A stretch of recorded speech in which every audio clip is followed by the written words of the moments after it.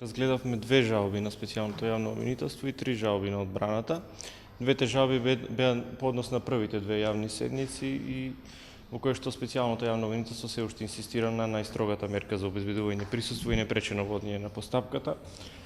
Значи, одбраната и ние ги соочивме аргументите, сметаме дека се уште постојат причините во овој момент против првите 2 кои што денеска ги имавме јавни седници, обвинетите во првите 2 случаја да биде определена најстрога мерка. Тоа не значи дека таа мерка треба да обстојува. Ако се појават околности кои што влијаат за поинаква мерка, меѓутоа во овој момент специјалното обвинителство се неше дека мора да биде определена ваква мерка.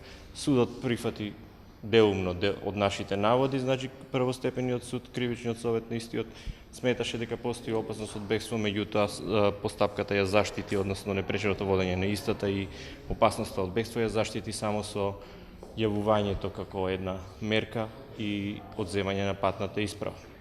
Значи, ние ги наведовме нашите аргументи кои сметаме дека, како што кажав, постојат за определување на најстрога мерка, затоа што овде влијаат многу околности за определување на ваква мерка.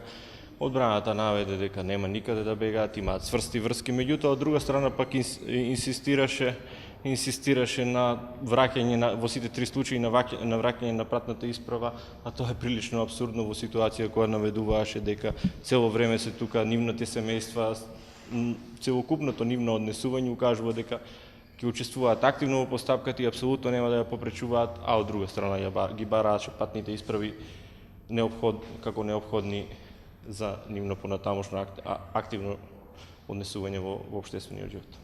Обвинителе, докаде се оценките на обвинителните акти за овие 17 обвиненија? Веќе помина практично неколку недели. Имате ли добиено можеби приговори? Приговори имаме добиено.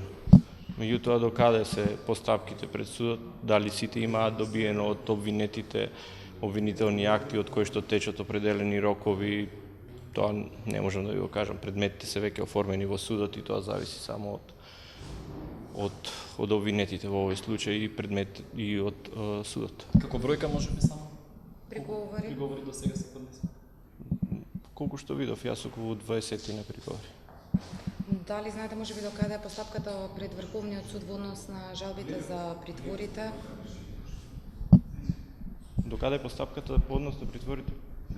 Веќе ова е роковите веќе се при крај за да треба да се одлучува, сепак Врховниот суд треба да ви каже. Ова денеска беше последна седница јавна која што имате? До сега колку што сум запознаен, друга јавна седница не е закажана. До сега имате само 3 предлози за притвор и покрај тоа на во сите дела кои што имате предложено. Како коментирате вие за Титаник од луѓето исто така високото раководство? До сега имаме 3 уважени наши жалби, не предлози за притвор, имаме повеќе предлози за притвор. Судот си дал аргументација по однос на 3-те, ние сметаме и се уште сметаме дека нашата аргументација и за оние предлози си обстојува.